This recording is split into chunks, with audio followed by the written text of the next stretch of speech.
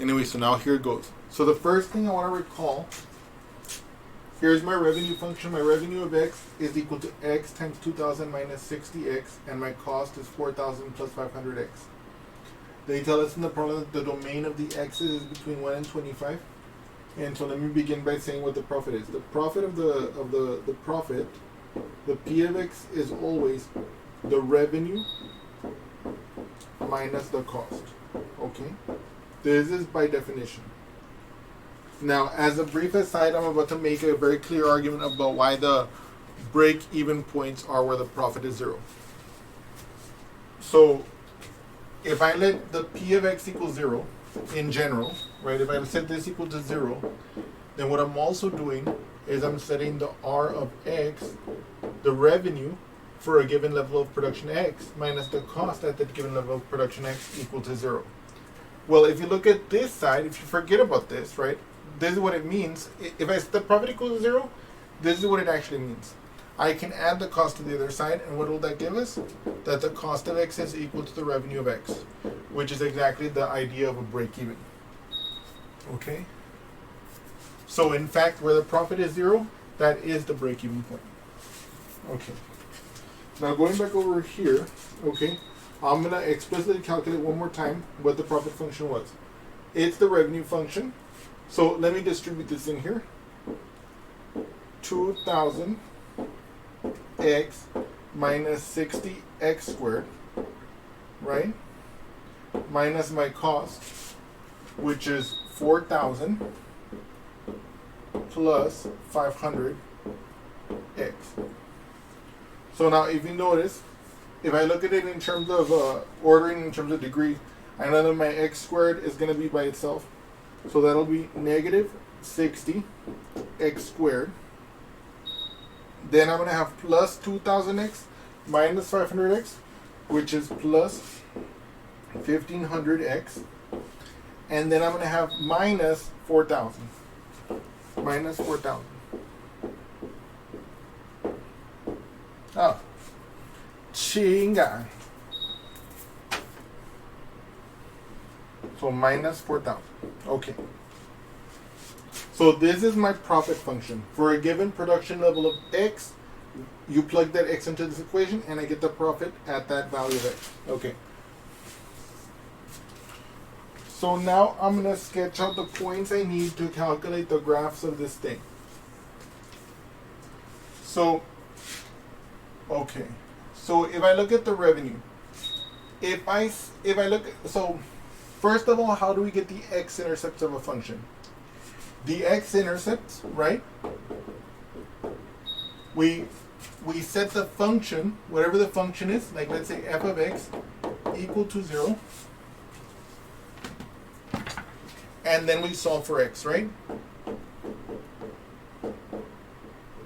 Okay. So if I were to set r of x equal to 0 here, if you notice, it's already in factored form. So for r of x, right? R of x equals 0 if and only if either x itself is 0 or this 2000 minus 60x equals 0. So if I do that here, 2000 minus 60x equals 0. I add the 60x to both sides.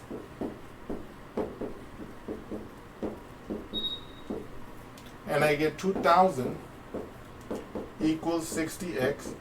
And then I divide both sides by 60. And I get x is equal to 2000 divided by 60. That's 200 divided by 6. 6, 12, 18, 3, and 1/3. So 33 1/3. Let me just double check that here real briefly.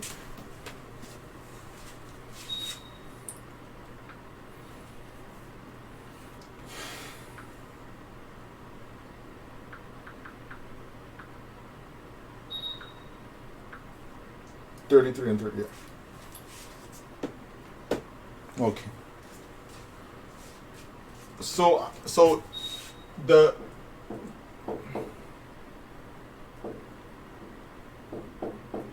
okay. So those are my x-intercepts for my revenue function. What about my cost function? My cost function will equal to 0. If I set this equal to 0,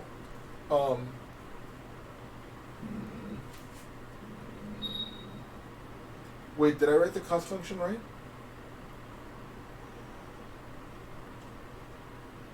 Ah, okay. This one, okay. I see what went wrong in our drawing.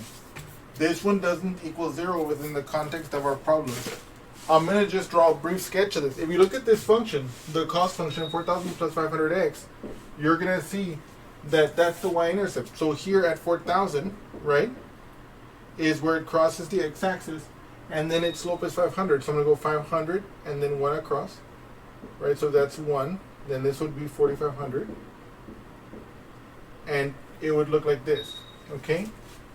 Okay, that's what the cost function is going to look like. If we have 0 production, then the cost will be 4,000, and as the production X increases, we're going to have a higher and higher cost. Okay, so yes. But so we're going to do the real sketch of this in a moment, but I just wanted to point that out. So in fact, but okay, wait, stop right there. But based on these considerations, we know that the cost function C of X will go through the points. So C of X contains the points 0, 4,000, because y, that's the y-intercept. This is a line and slope intercept form. That's the y-intercept. So the y-intercept is 0, 4,000, and then the slope is 500. So if I go 1 to the right in my x, my y will increase by 500. So I will also have the point 1, 4,500. Okay. Yes. And we're going to graph that right now too, okay? And now finally, what I'm going to do is I'm going to try and figure out the points that are going to be interesting for us for the P of X, okay? Okay. So first things first, I want to find out where the P of X crosses the x-axis. So in order to do that, I'm going to set this equal to 0, okay? So I'm going to do that over here. Negative 60x squared plus 1500x minus 4,000 equals 0. Okay? Okay. So if I look at this, then I know that my A is equal to negative 6. Well,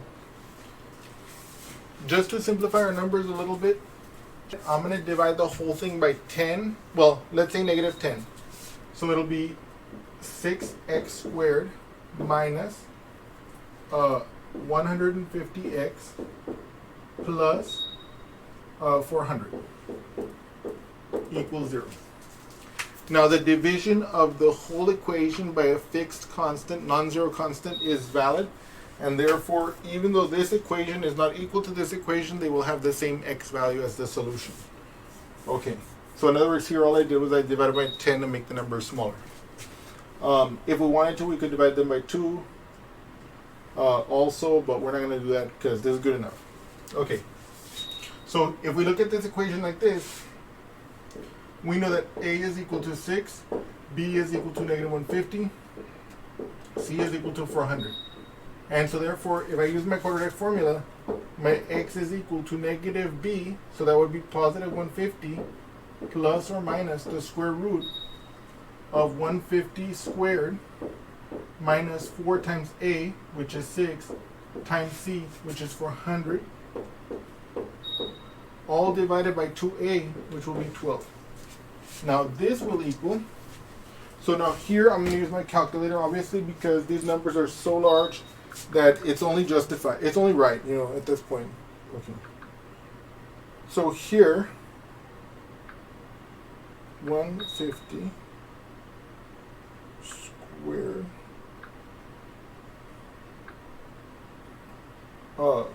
minus 4 times 6 times 400. Okay, 12. This is 12,900.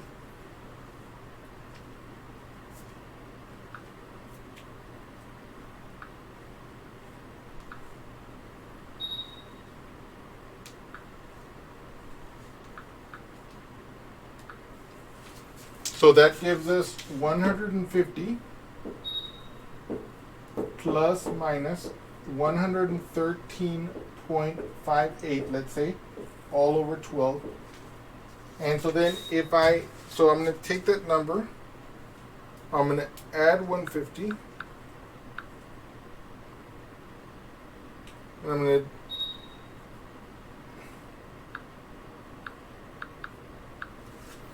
going to get, one of the solutions is going to be 21.96, okay?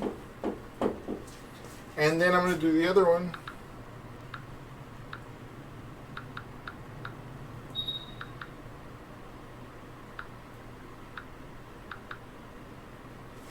$3.3. So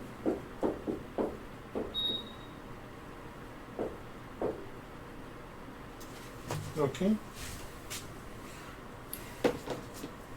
So now P of x equals 0 if and only if x is equal to 21.96 or x is equal to 3.035. Okay? So these are the two x-intercepts of our profit graph. Okay? Okay. And there we had to use the quadratic formula because, you know, these numbers, they're just not amenable to factoring. I mean, it in actual fact, we can see from the results that it's not factorable, that it wouldn't have been factorable. But of course, once you start dealing with real world problems, it's just easier to straight up use the quadratic formula. Okay. Now over here with the profit function, it's a parabola. We know how we can find the maximum. The maximum will always occur at the vertex, right? So I'm gonna take this additional information. These are my x-intercepts from my profit function, which is a parabola, right? These are my x-intercepts, okay? But so now I'm also gonna calculate the vertex. So my x component of my vertex is gonna be equal to negative b over 2a, which is gonna be negative 1500 divided by 2 times negative 60. And this gives me, okay,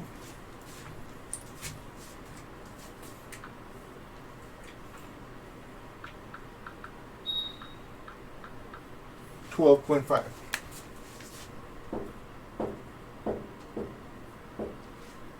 Okay, and then I can plug that into this equation to get what my maximum profit will be.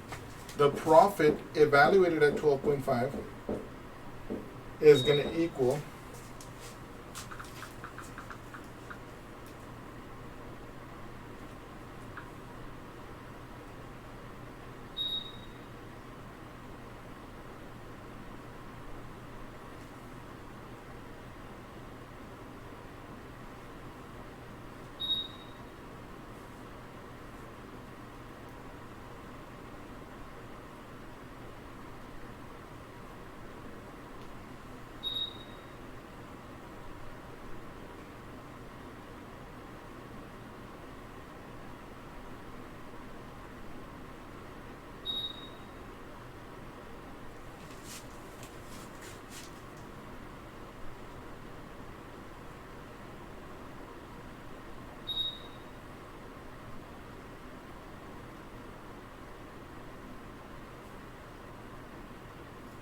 $53.75.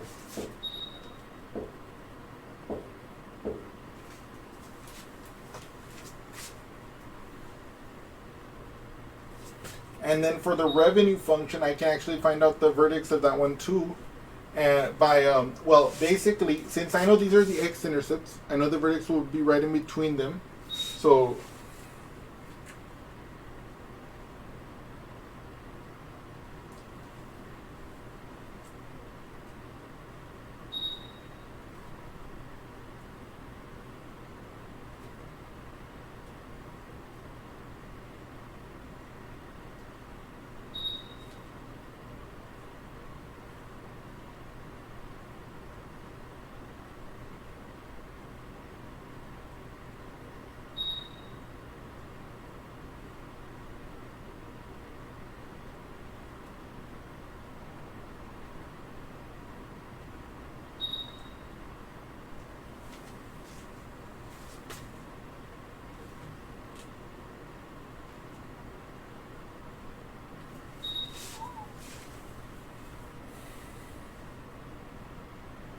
So you could say 100 over 6.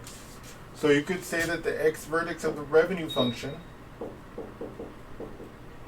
is 100 over 6 or 50 over 3.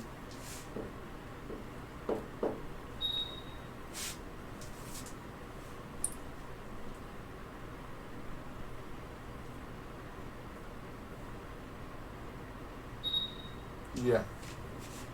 And so then we could plug that into the revenue function and get the maximum revenue.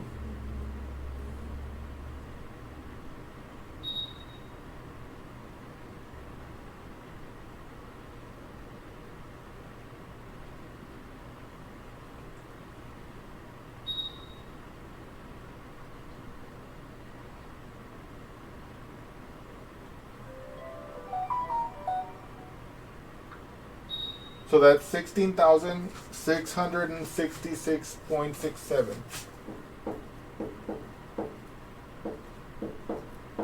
So this is the maximum revenue. Okay.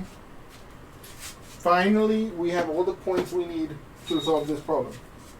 So I'm going to summarize what we calculated here over here in the corner. Okay. So for the revenue function, okay, we know that it goes through the points 0, 0, because that's the x-intercept of 0. It goes through the points 33 and 1/3, 0, because that's the other x-intercept. It goes through the vertex 50 over 3, 16,666.7 basically. We know that the cost of x goes through the points 0, 4,000, which is the y-intercept, and let's say 1 and 4,500, because if you take the slope as we mentioned earlier. And finally, for the profit function, we know that the x-intercepts are, so 21.9, 0, 21.96, let's say, 0, because that's one of the y-intercepts.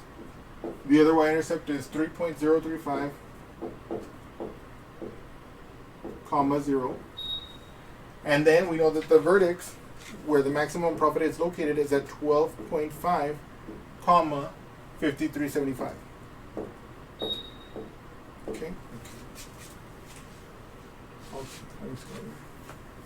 So now we have summarized all the information we need to do this graph. Okay, so I'm going to erase all this preliminary work. And now we're going to do it here. Okay.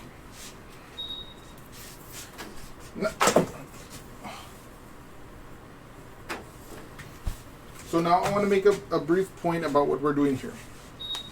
The reason why I wanted to do all these points first was because now I can figure out more or less what kind of scale to draw my axis in. Okay, so let's imagine this is my y-axis, okay? This is my x-axis. So I'm going to go by 2. 2, 4, 6, 8, 10, 12, 14, 16, 18, 20, 22, 24, and then finally over here it'll be 26. But so 25 will be right here, okay? Okay. And then for the y-axis, I know I need to have something like 4,000. I need to have something like 16,000, and I need to have something like 5375. So what I'm going to do is I'm going to do this by, let's say 2. Yeah. 2, 4, 6. So this is 2,000, 4,000, 6,000, 8,000, 10,000, 12. Wait, that's a little too close there. 12,000, 14,000, 16,000, and then the next thing would be 18,000. And see, now everything is going to look more like structured here. So now I'm going to do the revenue of X. Let me do the revenue in blue. Okay. My revenue is going to be in blue. Okay. So 0, 0. So it's going to be here. Okay. 33 and 1/3 and 0. Okay, that goes outside of our graph. And then 50 over 3.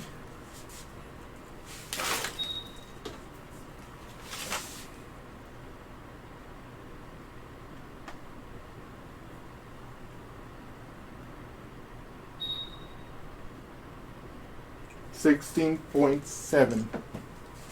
So about right here. So where is it? And that's going to be going all the way up to 16,000. Like about right there. That's the maximum of the revenue function, okay? So it's going up like this. It's a parabola, of course. So it's going up like this. And it's going to peak there. And then it's going to go down here. And it's going to intersect way over there at 33 1/3, which is off our page. Okay. Now, what I'm going to do is I'm going to do the cost. I know that at 0, 4,000, that's the intersection point, okay? And I also know, let's say I go to x equals 10, that would be 5,000 plus 4,000, which would be 9,000. So at 10, it'll be here somewhere. It'll be at exactly right here in between. You see, because if you plug in 10 into this equation, 4,000 plus 5,000 is 9,000, right? And so I know I can go from here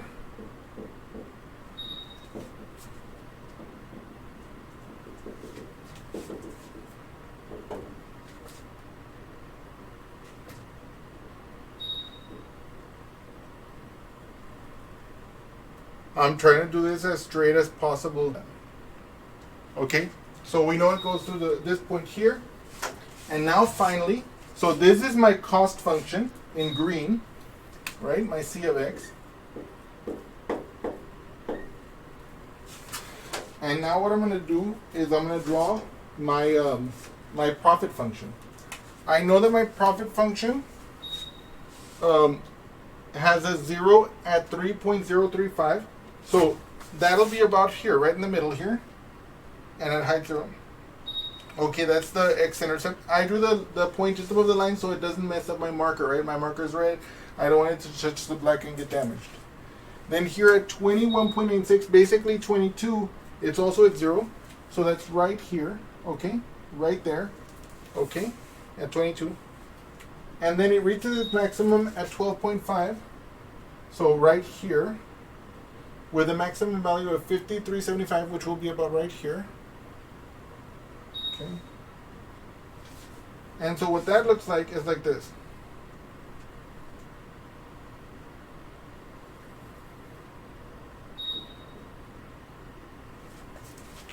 I know it doesn't look the best, okay? But that's my profit function, okay?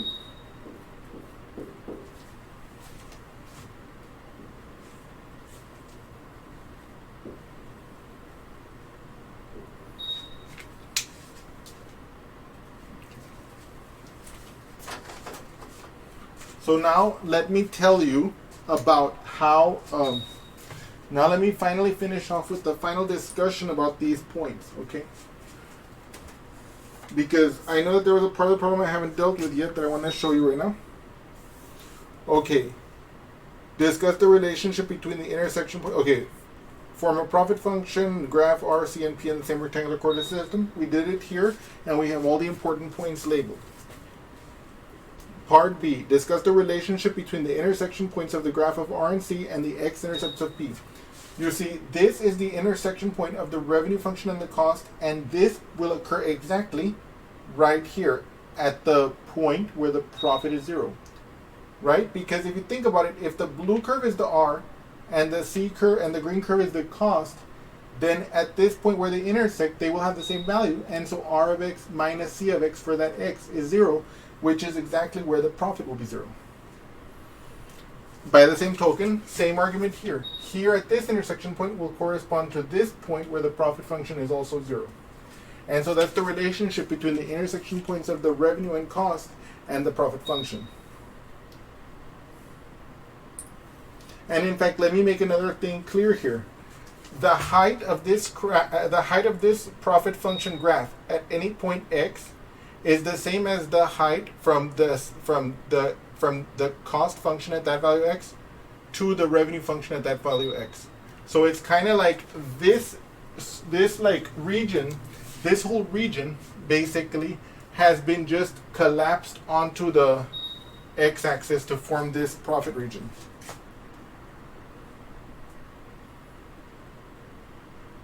What are the x-intercepts of P? That is to say the break-even points. We found them before to graph this. Those are the points 3.0350 and 21.960.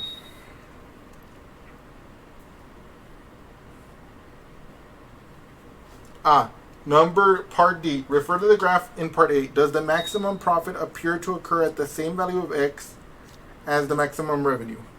The answer, definitely not. In fact, if you look here at the graph, the maximum profit occurs here, which is here. The maximum revenue occurs over here.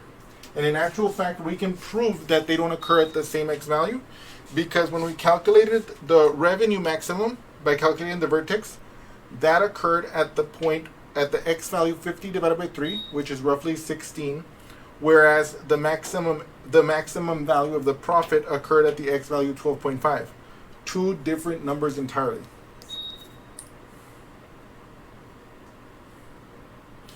Are the maximum profit and the maximum revenue equal?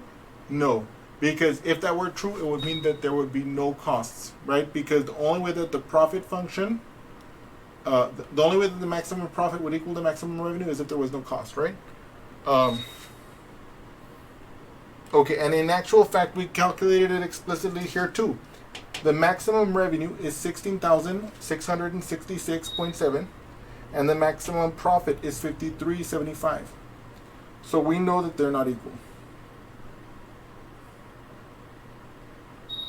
Okay, and then part E, we have it here.